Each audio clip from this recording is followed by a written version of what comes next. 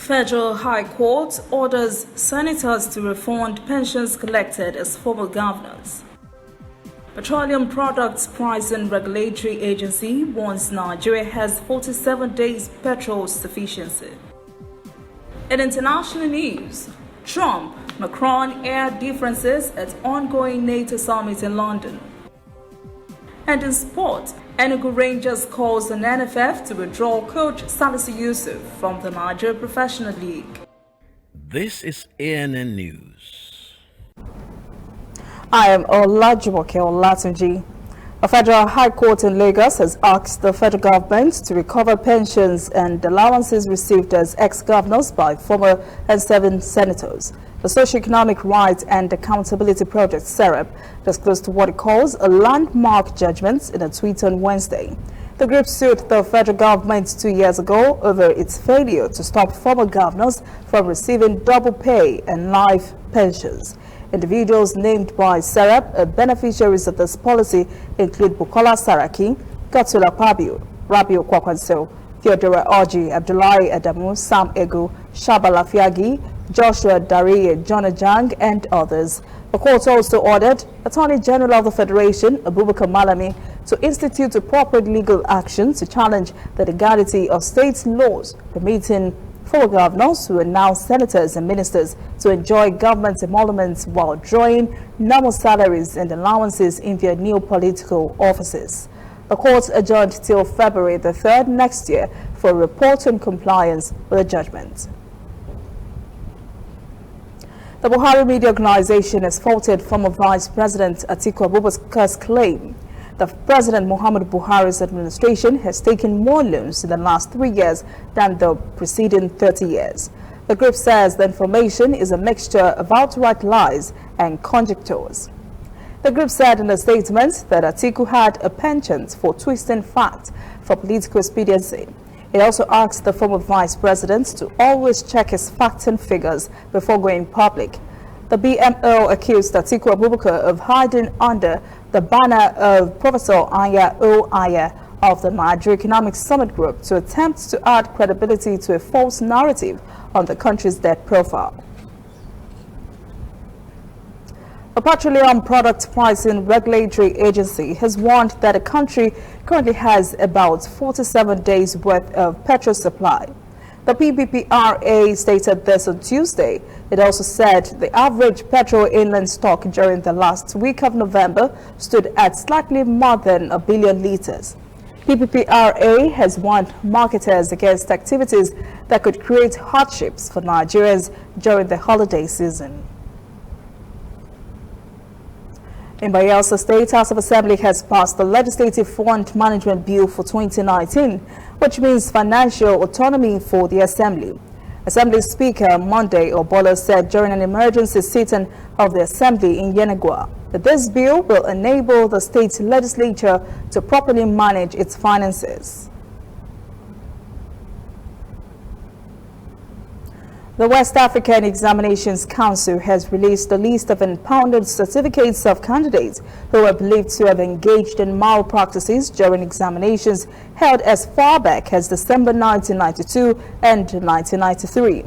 JAMB says the nature of the malpractices was impersonation and noted that in order to avoid such infractions during his unified tertiary matriculation examination, it was partnering with the National Identity Management Commission to enforce candidates' registration for national identity numbers. The federal government has fixed December the 14th for the 2019 Civil Servants Promotion Examination for its staff and salary grade level 6 to 13. The examination will hold simultaneously in 6 centers in the 6 geopolitical zones of the country. The director overseeing the Office of the Permanent Secretary, Career Management Office, IA Mayuga, said to be eligible for the examination, the affected civil servants must have spent a minimum of 2 years and 3 years respectively on their present salary grades by last December.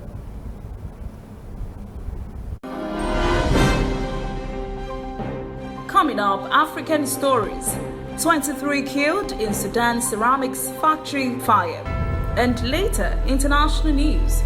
Trump, Macron aired dirty laundry at London NATO summit.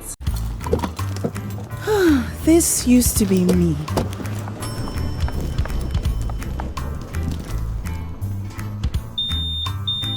But that was before I got the perfect bag. It's handy and easy to use. All I need in one compact space, just like my MTN Extra Value plan. I used to get one plan for my calls and then try to remember which data plan worked for me.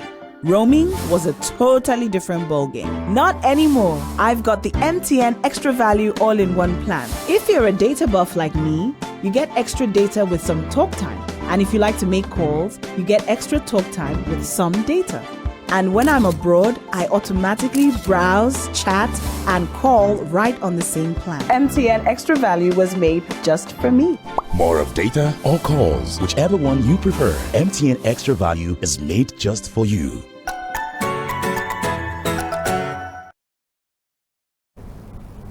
Welcome back. This is ANN News. In African stories, at least 23 persons were killed in the Sudan and 45 injured when fire broke out at a ceramics factory in the capital Khartoum on Tuesday. A district police chief says 6 of the wounded were in critical condition after a gas tanker exploded at the factory. The casualties include employees of various nationalities, some from Asian countries. A state television station reported the blast had led to major loss of lives and property, and that a rescue operation was ongoing. The fire started after a gas tanker exploded while unloading its shipment at the factory.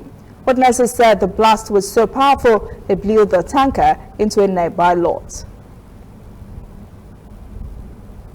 Climate change is wreaking havoc in Somalia, which has become one of the worst hit countries.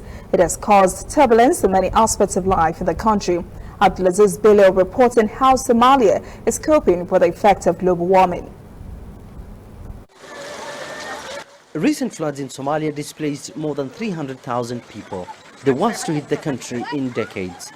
The central Somali town of Beledweyne was the worst affected. The latest flooding is the second to affect the agricultural town in less than a year. We have seen lots of problems, floods that's caused by the two rivers, and at the same time droughts that follow them. And again, it is something, what we used to experience in 8 years, now it's becoming year in and year out. Food insecurity compounded by several climatic shocks have made the Horn of Africa nation remain in the grip of one of the most complex and long-standing crises in the world. For the past decade, the country has undergone several deadly natural disasters, including a devastating famine 8 years ago that claimed more than 250,000 lives. Experts attribute the causes to deforestation, soil erosion, and lack of environmental awareness. Conservationists argue that global warming is affecting the Indian Ocean on a scale that could have disastrous consequences. Heavy rains have also destroyed homes in coastal towns, including Mogadishu. Heavy downpour has also destroyed basic infrastructure in populated cities. We have seen that the Indian Ocean has changed a lot. The temperatures that are being recorded on the surface of the Indian Ocean is really different than what we used to see. Apart from that, pressures. So these two parameters, the atmospheric pressure and the temperature of the Indian Ocean, those drastic changes have an effect. In Puntland and Somaliland, successive cyclones in the two regions claimed several lives, including fishermen who perished in the high seas. Pastoralists in both regions also say strong winds accompanied by heavy rainfall claimed the lives of thousands of livestock. Previously, we used to see cyclones in India, Bangladesh, Burma, which is Myanmar at the moment, but those cyclones now we are seeing that they are moving a little bit west, reaching the Gulf of Oman and Yemen and Somalia. Particularly the last 2 or 3 years, there were cyclones, successive cyclones, in which we had seen rainfall that has caused a lot of problems. The government and the United Nations are struggling to tackle illegal charcoal trade in southern Somalia.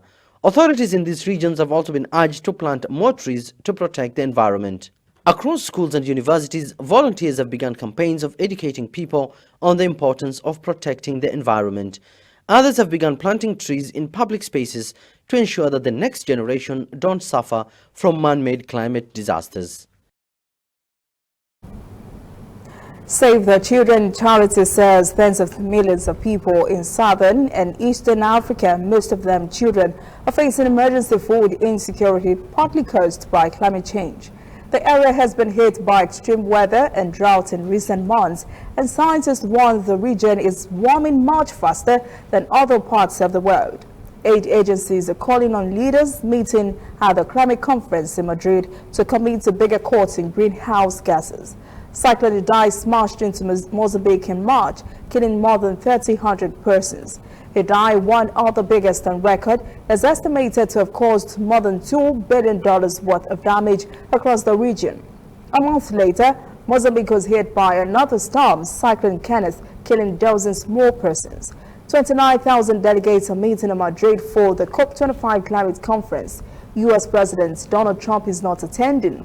The U.S. has withdrawn from the landmark Paris Climate Agreement, which President Trump says would unfairly penalize the United States economy, while other nations continue to emit greenhouse gases.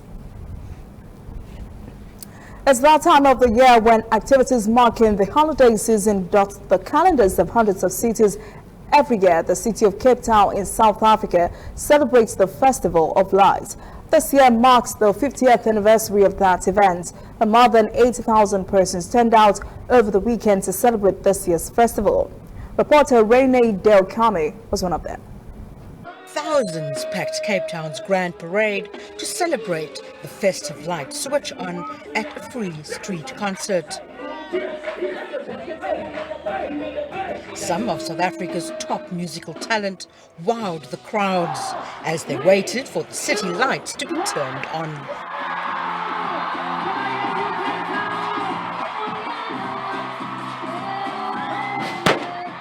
This year marks the 50th anniversary of the Cape Town Festival of Lights, when the city centre comes to life with a display of hundreds of lights to celebrate the holiday season. And it's become tradition for Cape Townians and tourists to flock to the city centre to catch a glimpse of the Christmas and holiday-themed lights throughout December and January. It's a very important event as far as the city of Cape Town are concerned. It is our own event organised by ourselves. It is to get in the region of 80,000 plus people together to thank them for the support during the past year, to encourage them going into the festive season. The mayor of Cape Town said the city was looking forward to a bumper tourism season and assured visitors that authorities would pull out all the stops to give them a warm Cape Town welcome. Cape Town is pretty safe for them to come and visit Cape Town. We're a tourist destination. We will roll out the red carpet for them, and we will make sure that we're friendly. Tourists must know they can come to Cape Town with a very clear mind, a clear heart, to come and enjoy what we have to offer.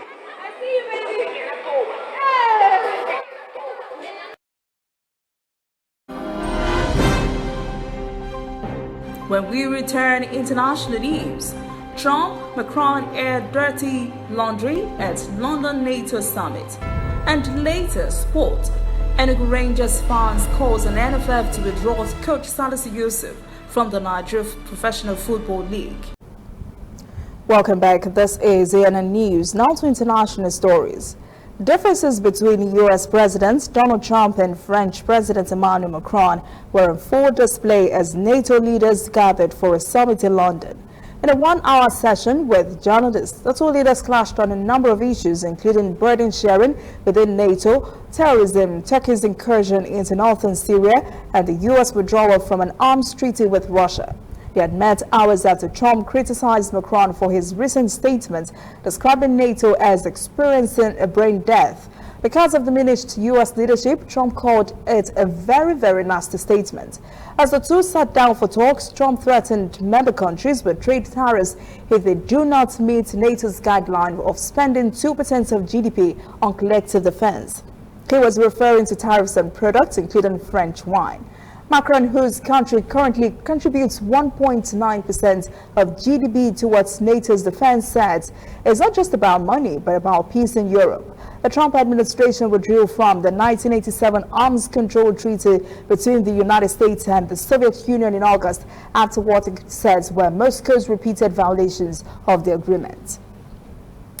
U.S. President Donald Trump has announced on Twitter on Monday he will hit Brazil and Argentina with new tariffs on steel and aluminum imports. He is accusing the two countries of a massive devaluation of their currencies to hurt U.S. farmers. This move sharply escalates trade tensions with the two Latin American countries. Joe Richards reports. Before departing for the NATO summit in London, US President Donald Trump reinstated tariffs on steel and aluminium imports from Brazil and Argentina because of their currency devaluations. Both Argentina and Brazil were among the few countries to receive tariff exemptions on steel and aluminium imports to the US last year.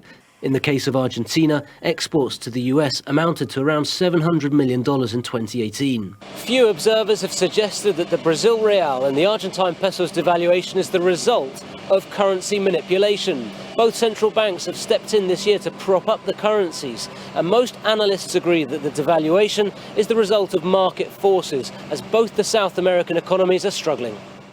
But the peso and real devaluation has made these two agricultural powerhouses more competitive, and US losses have been Latin America's gain. Both Argentina and Brazil have taken advantage of the US-China trade war to sell more grain to Beijing. Argentina and Brazil both said they are surprised by the announcement and will not only seek clarification, but also to try to reverse Donald Trump's decision.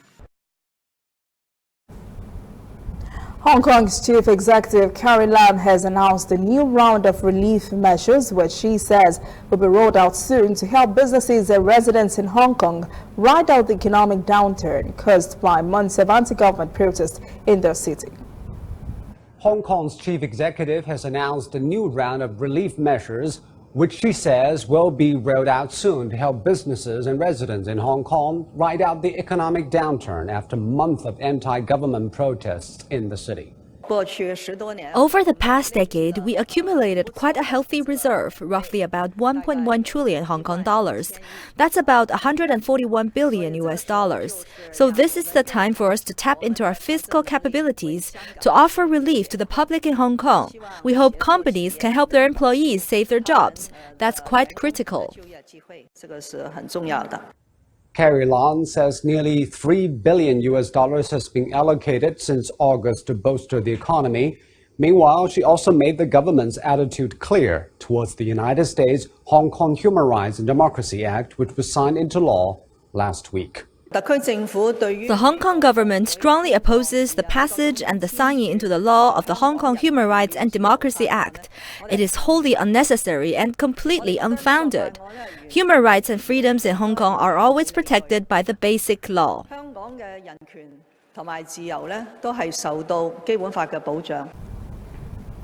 The Asia-Europe Cooperation Dialogue is underway in China, and more than 400 representatives from 21 countries and regions, as well as 3 international organizations, have gathered to discuss current issues affecting the two continents and beyond. Our reporter Wei Ling Tong has more. Calling out for multilateralism and stronger, more open free trade. Messages heard loud and clear at a cooperation dialogue between Asia and Europe in Chongqing. If we work together, firm and united, we can win the race because we represent the majority and the just cause of international cooperation. The majority rules, justice will prevail. Ban, who now chairs the Boao Forum for Asia, says cooperation areas for Asia and Europe are limitless. This comes as Europe has the most developed countries, while Asia has many still developing. In particular, he says the Belt and Road Initiative will turn Asia and Europe into one continent, instead of merely a geographical concept. One focal point of discussion: what will make the BRI a success in the eyes of European leaders and businesses?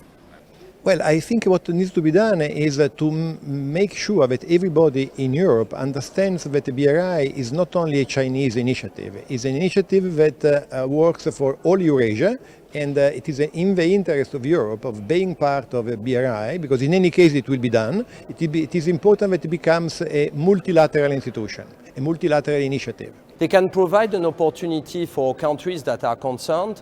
Let's take, for instance, Central Asian countries to develop more dense regional infrastructure networks, and on this basis to have more internal trade and investment, and hopefully to diversify their economies. Snam, one of the world's largest energy infrastructure companies, says there are huge opportunities for Italy to play a more active part in the BRI. The Italian company says the change in trends in energy mix from coal and oil to gas and renewable energies brings itself closer to China. I think developing close partnership is what it needs, rather than just focus on individual business opportunities. And matching respective competence and needs is what it will take, we think, to be successful, which is what we are experiencing here in China. Bringing our competence and know-how to the service of Chinese large players that don't have the same degree of several years of experience, but from whom we think we can learn other things. A couple of phrases that keep cropping up here. European participants call on the need for mutual trust in order for the BRI to continue developing. Many also see climate change as an opportunity and not a challenge. Above all, leaders from Asia and Europe say there is still much to tap into each other's advantages in order to fully reap the benefits of a technological revolution. Up next, sport. Enugu Rangers fans calls on NFF to withdraw coach Salisu Yusuf from the NPFL. Welcome back. This is ANN News Sport. Enugu Rangers fans have called on the leadership of the Nigeria Football Federation to withdraw coach Salisu Yusuf from the Nigeria Professional League. Yusuf, who just returned to coaching after completing his one-year bribery ban, was seconded to Rangers. His technical crew was sacked after 3 consecutive losses. The fans are upset because Yusuf lost 3-1 in the ongoing Confederation of African Football Group stage match. Rangers will travel to Egypt next week to play Al Masry. Tuesday's training session of Nigeria Professional Football League side Sunshine Stars was disrupted when former players of the club and those of Sunshine Queens, Rising Stars and Rising Queens protested against the non-payment of their sign-on fees. The former players who carried placards accused the Ondo State Football Agency of abandoning them and reneging on the contract signed with them.